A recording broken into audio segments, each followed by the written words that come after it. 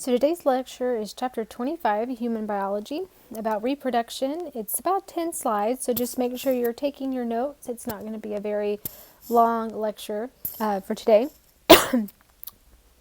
So sexual reproduction is the formation of a new individual by the union of two sex cells, gametes.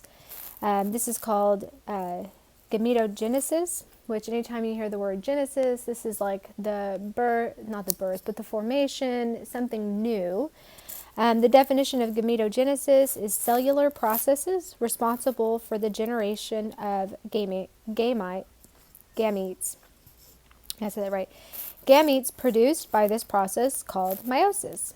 Okay, so that's the mitosis is just regular old cellular reproduction, and meiosis is the sexual reproduction portion. In animals, meiosis occurs in the gonads. Oogenesis occurs in the female gonad, which are the ovaries, and spermatogenesis occurs in the male gonad, which are the testes. So you can see here you have in the image spermatogenesis and oogenesis, the differences between them. Once you have the fertilization, the two will combine. Don't do that. Drink the water. The male sperm and female egg gametes contain only one set of chromosomes. They are called haploid. When they come together and the egg is fertilized by the sperm, they are then diploid because they're going to have both sets of chromosomes, which means each egg and each sperm bring 23 to give us a total of 46. Fertilization is when the sperm unites with the egg and a zygote is formed. So you can see here we have the egg in the image traveling from the ovary into the fallopian tubes, which is where fertilization will occur. And you have the enlarged view of the egg. You have this layer, and that's the layer. The pink layer is that impermeable layer that we talked about, that the sperm needs the enzymes in order to digest to get through, and so it also prevents there from being multiple fertilizations of a single egg. Each zygote, the egg and the sperm contains, once the egg and the sperm contain half a set of chromosomes, so they have 23. The zygote, once it's formed, has a total of 46, two sets of chromosomes, one from mom, one from dad. The zygote divides by mitosis, and then growth occurs, okay? So meiosis forms the egg and the sperm, but then the zygote is going to undergo mitosis, the telophase, anaphase, metaphase, prophase we talked about before. So a chromosome is composed of two chromatids. So you can see here the green and the blue represent the male and the female. And so the green, it looks kind of like a butterfly, and the chromatids are the left and the right portions of the X. So the chromatids come together and they attach to each other at what's called the centromere. So that's the very center of the X where the lines kind of cross over each other. You can see here there's the version of the gene, and the version of the gene. And so on the outer pink areas, this is where we have the female genes, and then the male genes on the left. And then in the center, this is the gene that's going to be passed on. So in this case, the female would be type O, the male would be type A, and so that's going to yield the blood type. You have the earlobes and the hemoglobin, and that's where those genotypes come from that then become expressed as phenotypes. So homologous chromosomes in a diploid nucleus have the same length. The centromeres are located in the same location. One chromosome comes from mom and one comes from dad, and same type of genes in same sequence. So they're homologous because they are the same, just one comes from mom and one comes from dad. Now, 2 of your 46 chromosomes are considered sex-determining chromosomes. The remaining 44 are autosomes, so they're not sex-determining. They have other types of purposes. So we can see here the very last 2, the 23, it says X and Y. So this is what would determine the sex of a baby. So whenever you do genetic testing, and it's kind of crazy, but most of the time people wait on an ultrasound to determine the sex of a baby, but it's not always very accurate for a variety of reasons. because umbilical cords and baby may not be positioned right. And so they can do blood testing, and the blood testing would tell you the sex of the baby. And so that is becoming a more common thing that I've seen, is people having a really accurate determination of the sex based on not ultrasounds. So there are two kinds of sex-determining chromosomes. The X carries information on the production and specific proteins in addition to sex, so blood clotting, color, and vision. Y chromosomes have a few other genes besides male sexual differentiation. The human egg is going to have 22 autosomes and one X sex-determining chromosome. The human sperm is going to have 22 autosomes plus X or Y sex-determining chromosomes. So, but even if you didn't know this, now you will. The male sperm, or the sperm, is what determines the sex of the baby. So really, it's all on the dad. Whatever sperm gets to the egg and fertilizes it first determines the sex of the baby. So when the X-carrying sperm fertilizes the egg, the embryo is a female. So the 23rd chromosome would be XX. Whenever the sperm is carrying the Y, that embryo is going to become male, and that 23rd chromosome over here would be an XY. Okay, so make sure you know what distinguishes a male and a female on that 23rd chromosome. All right, so fertilization.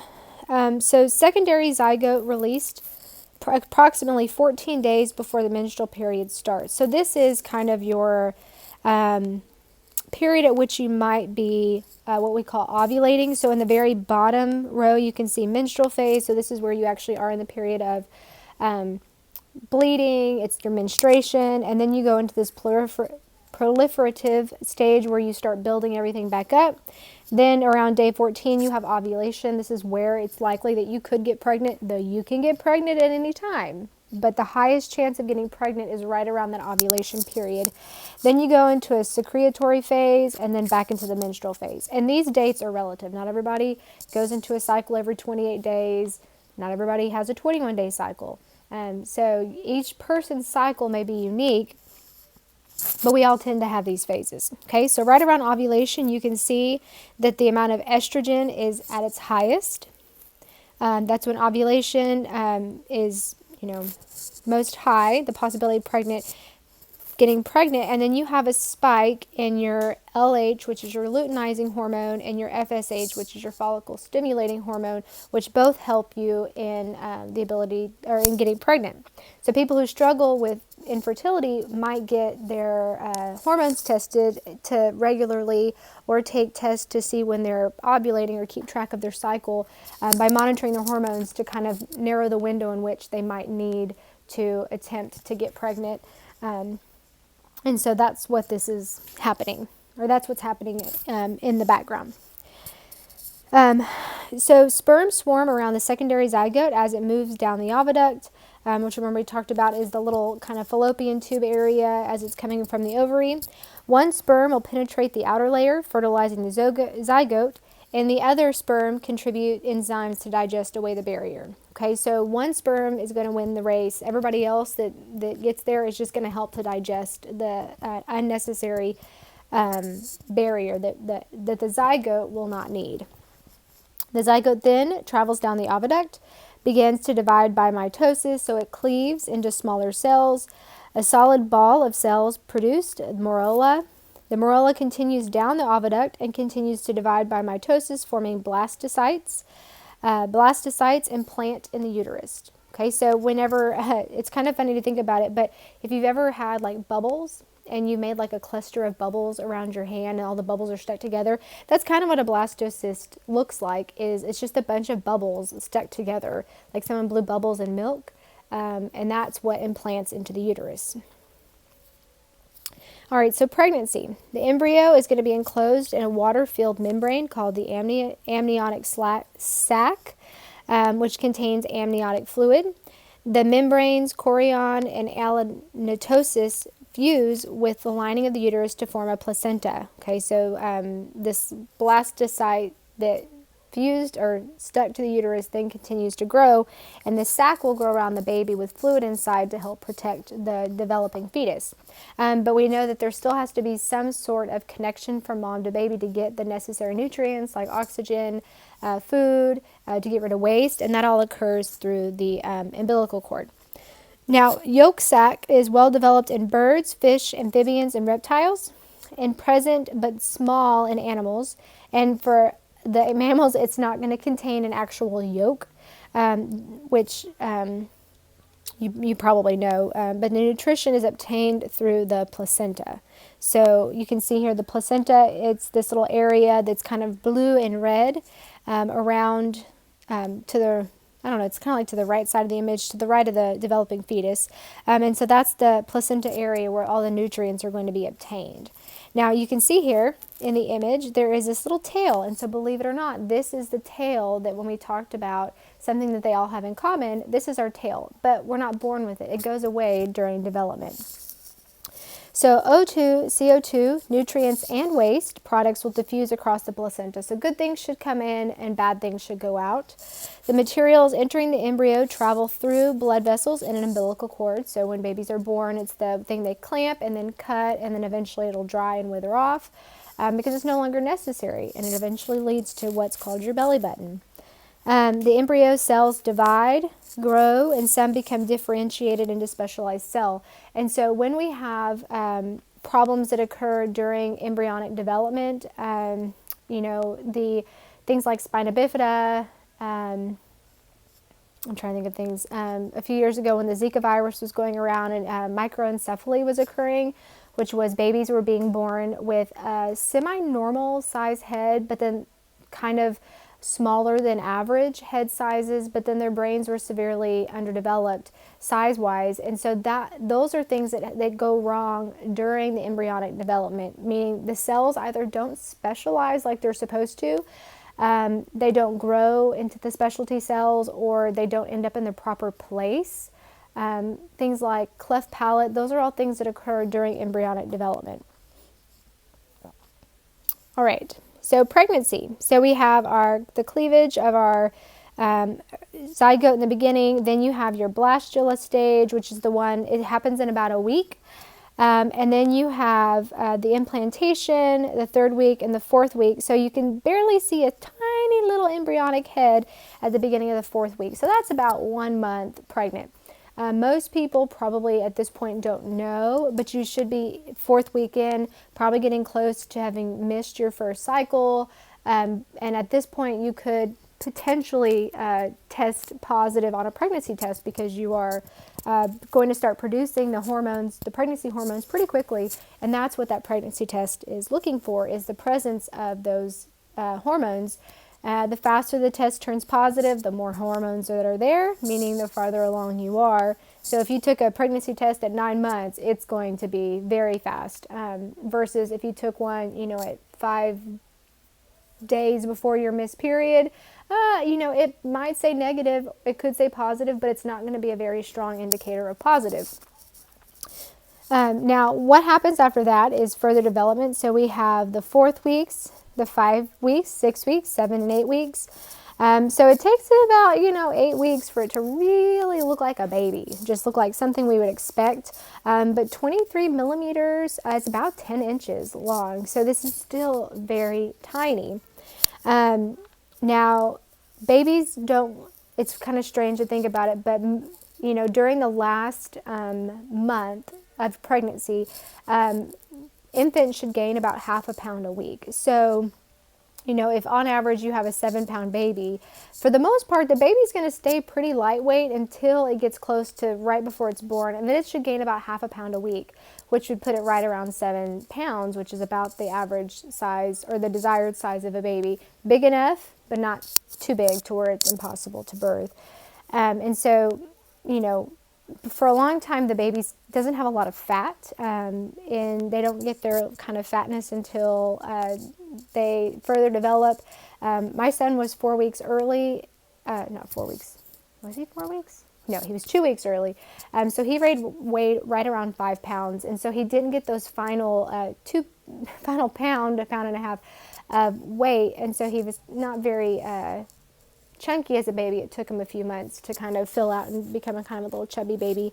But some of the reasons that they'll monitor baby weight is because once babies become a certain weight, it's really hard to birth them naturally, and you run a higher risk of cesarean. So you want babies to be kind of on the smaller side, but not so small that they're underdeveloped or underweight. All right, so gestation period is 40 weeks. And so people talk about 9 months of pregnancy. But when you think about 40 weeks with on average about 4 weeks in a month, that's 10 months. But from that first month where it includes like your cycle in which you may not be pregnant per se, it's the way they count it. That's part of this gestation period. It's 280 days from the beginning of your last menstrual period to the birth of the baby. So that's full gestation. So even though you may not be pregnant for 40 weeks because they're counting from the last menstrual cycle, which you may not have been pregnant, it's just very strange to me. But when I found out that it was actually 10 months and not 9 months, that floored me. Labor, this is where you have contractions of the uterine muscle. It's stimulated by the hormone oxytocin. When labor stalls out, you remember we talked about in a previous video, when labor stalls out, or if they need to kickstart you, like you've gone a week over and you're just nothing's happening, they'll normally break your water and give you a shot of Pitocin, which is a synthetic version of oxytocin, to help kickstart the labor. However, because it's not natural to your body, there is some suggestion that Pitocin can't cross the blood-brain barrier. Therefore, some of the things that happen during this process with oxytocin, which make your kind of kick your mothering instinct in, Pitocin's not able to do that. And so sometimes women who have had labors where you need Pitocin, or you end up with a C-section, some of those feel-good mothering things don't kick on right away because of the lack of the hormone that's supposed to do that. And so it's kind of a catch-22. You want the labor to start, but you also don't want to miss out on this important hormone's purpose. So the amnion is going to burst. This is your water breaking. It doesn't always break. It will eventually break, but water breaking is not always the first sign that you're in labor, and sometimes it has to be broken by the doctor. The baby should move head first through the birth canal. They kind of start head down, and as they come through the canal, they're going to flip over and they're going to become face up. So it's kind of like a corkscrew through the body, but they do that to fit through the hips and then out the birth canal. If a baby is reversed and they're trying to come out feet first, that is called a breeched baby. Kind of like beach, like you like to go to the beach, but with an R. So breeched baby. And they do not birth breeched babies because of the damage it does to a baby's spinal cord. And it could break your shoulders because whenever the baby's arms come out, the arms would be pulled up into the air by its ears, and then it could break the shoulders of the baby coming out. And so normally they will perform a cesarean C-section if you are a breeched baby. So I was a breeched baby, so I was born by C-section, and my mom was breeched, but back in the 1950s, they didn't know that, and so my grandmother actually gave natural birth to my mom, which might attribute to some of my mom's long-term back issues. After the baby comes out, there is what's called the placenta, or the afterbirth, that's expelled. And so normally this is something that the doctors will make sure that they get everything out, that you expel all the placenta, because if it stays behind, you will get infected, you could get very sick, and you could die. And this is something that happens in all mammals. So in cows, we have cows at the house, and we have to watch to make sure they expel the placenta afterwards, and that it fully detaches and comes off, because you don't want the cow to get an infection because of the placenta. So we said breeched birth, feet or butt, so butt first, that's also an option. The C-section is the surgical removal of the baby through the abdomen. This is greater than 20% of U.S. births, but I'll tell you, whenever I got ready to have my son in 2014, I went to a labor delivery class, and she told me 1 in 3 women, which is 33%, which I know this is greater than, but that sounds like 1 in 5. But she said 1 of every 3 women that go into the hospital get a C-section. some of that is interesting to me because it's a hard recovery, much harder than probably a vaginal birth would be. But you also pose a lot of other risks because of the anesthesia and putting somebody under to have a baby. And so it should really only be done in emergency situations, but there are things that are called elective C-sections now where people sign up to have one because they don't want to give a vaginal birth for whatever reason, which is interesting. But you do have a higher risk of death, of complications, and with the C-section compared to the vaginal birth.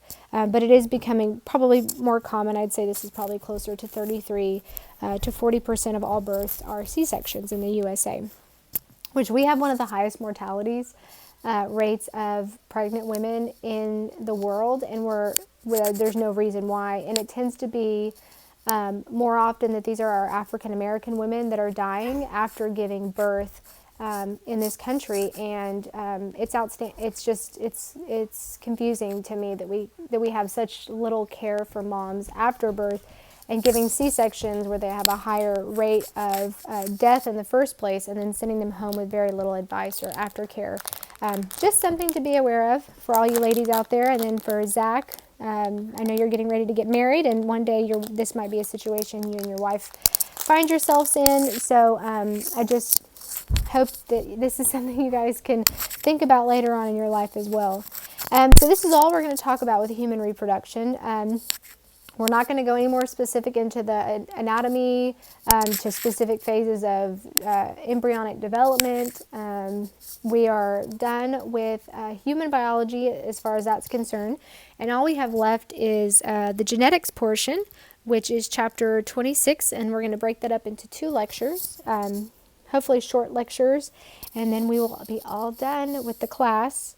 I would encourage you, now that we're talking and we're at the end of the semester, to keep all of your science stuff, because I have worried about you guys a lot, because you guys are going to have to take this TEKS test to pass a certification exam to teach. And I am so concerned that teaching y'all digitally science when it's your only science class is really just not the best way to prepare you guys. So I would love for you to keep your science stuff somewhere safe and then come back to it when you get ready to take your test and just review it, because I don't know that online teaching is the best way to teach you guys this material and not give you the opportunity to ask questions.